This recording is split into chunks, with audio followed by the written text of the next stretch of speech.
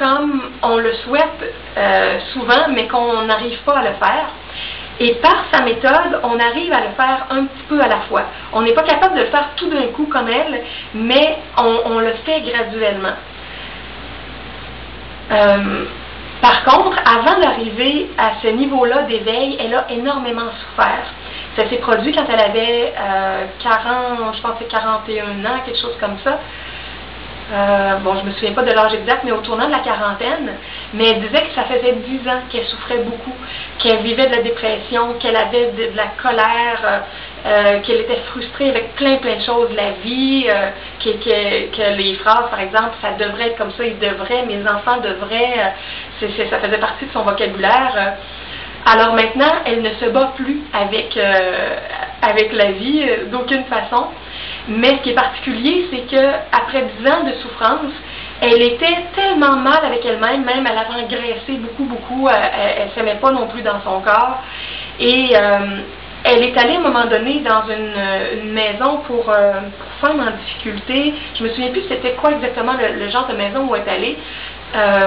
La seule maison qu'elle dit qu'elle acceptait, en tout cas, que ce soit payé en échange d'assurance. Et son estime d'elle-même était tellement basse qu'elle dormait par terre. Elle ne voulait pas dormir dans le lit. Et un matin, elle s'est réveillée, puis elle a vu une coquerelle dans ce centre-là où elle était qui a passé sur son pied, puis elle était en admiration dans un état où il n'y avait plus de jugement, il n'y avait plus d'évaluation négative, il n'y avait plus de peur. Et pourtant, avant, elle avait tellement d'émotions négatives, de colère, de frustration. Les gens, souvent, voulaient presque plus venir lui parler parce qu'ils avaient peur de sa réaction. Avec ses enfants, la relation était devenue extrêmement difficile parce qu'ils avaient peur de leur mère. Et ça a pris du temps, même après son éveil, pour que ses enfants se rapprochent parce qu'il était étonné de voir le changement, mais il pensait toujours que l'ancienne Byron Katie était pour revenir. Mais non, une fois que c'était changé pour toujours. Il y a même une histoire où elle raconte que quelques années plus tard, après son processus d'éveil, sa fille faisait le processus avec elle pour apprendre un peu la méthode de la façon dont elle l'enseignait. Puis sa fille utilisait une phrase en disant ma mère est un monstre, puis ça c'était toute la mère qu'elle avait connue avant, qui était Byron Katie, et Byron l'aidait à faire son processus de libération puis de guérison avec son passé, avec sa vie, avec ses attentes et tout ça, alors que là elle était vraiment dans un état de grand amour. Mais comme je disais, ça n'a pas été au tout début que sa fille a accepté de vivre ça avec sa mère. C'était après qu'il y a eu des centaines et des milliers de gens qui venaient la rencontrer et qui apprenaient avec elle. En fait, avec son niveau d'éveil soudain, elle était dans un état d'unité qui faisait en sorte qu'elle pouvait fusionner avec tout, puis qu'elle n'était plus attachée du tout à son individualité, à son nom, à son corps, à sa personnalité. Elle disait même que c'était difficile de dire son nom parce qu'elle n'était plus attachée à rien de son individualité, parce qu'elle était dans l'union avec tout ce qui existe, puis elle pouvait fusionner, se mettre dans la peau de qui que ce soit, de quoi que ce soit, un arbre, un oiseau, le ciel, le vent, un enfant handicapé, un bébé. C'est extraordinaire, sa capacité qu'elle a d'union, puis vous allez voir dans les vidéos le visage qu'elle a, la joie qui émane d'elle, elle est tellement belle à voir.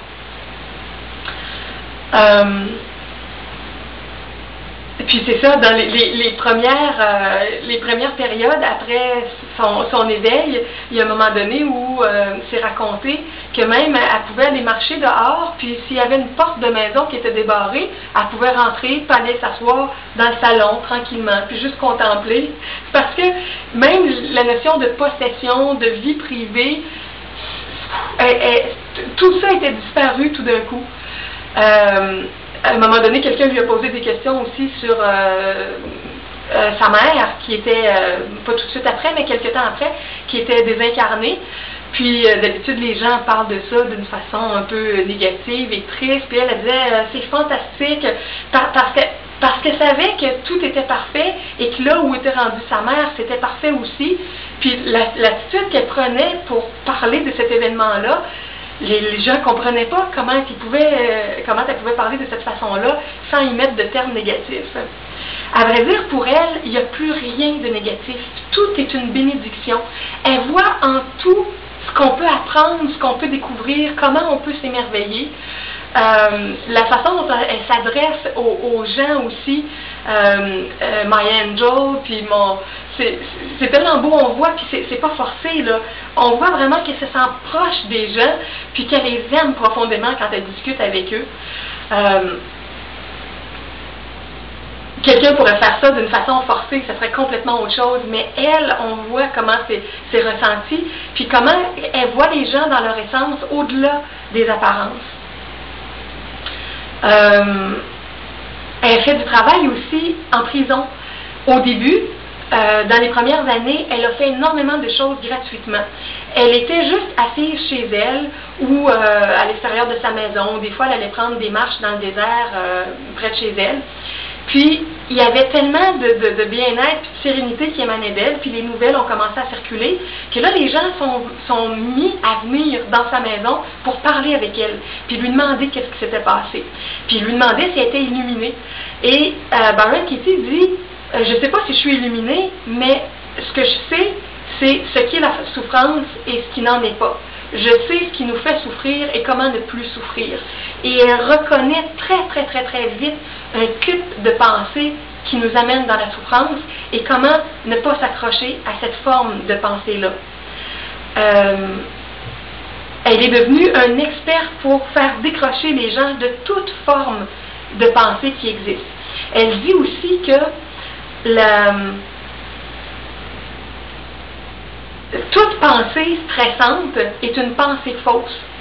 Parce que quand on est dans la vérité, quand on est vraiment dans l'amour de ce qu'on est, de ce qui est, il n'y aura pas de stress. Puis on ne va pas avoir peur de rien, de quoi que ce soit. Et quand vraiment on est dans la vérité, ça ne devient pas des pensées qui sont difficiles à porter, et même souvent le mental va être tranquille parce qu'on ne sera pas dans toutes sortes d'histoires, de scénarios, de faussetés face à nous ou face aux autres.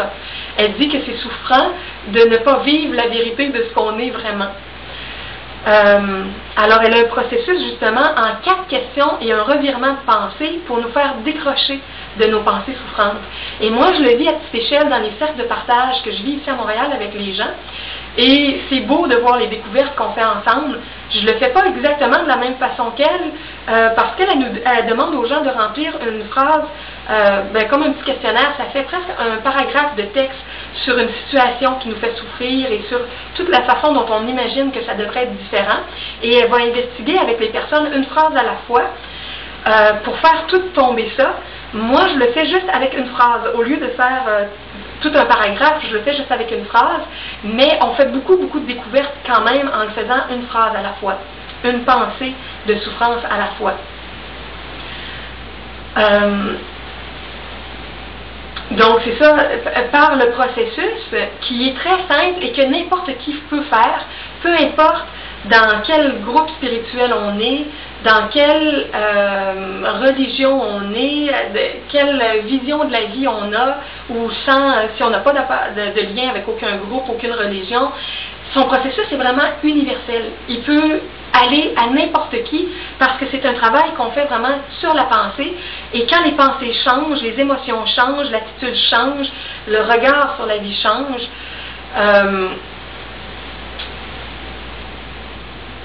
C'est ça, puis c'est un processus qui est très rapide. Moi, je l'ai remarqué aussi dans mes cercles. Des fois, j'avais des personnes qui disaient « c'est presque impossible pour moi de faire tomber cette pensée-là. Je peux pas m'imaginer que je pourrais vivre sans ça ou qu'est-ce que pourrait être ma vie sans ça. » Et quand on commence à la travailler avec l'approche de Katie, après quelques minutes, on commence à voir les choses autrement, puis la phrase originelle commence à tomber, et finalement, elle tombe presque en entier. Puis là, les gens sont surpris de voir, ben oui, on peut voir la vie d'une autre façon.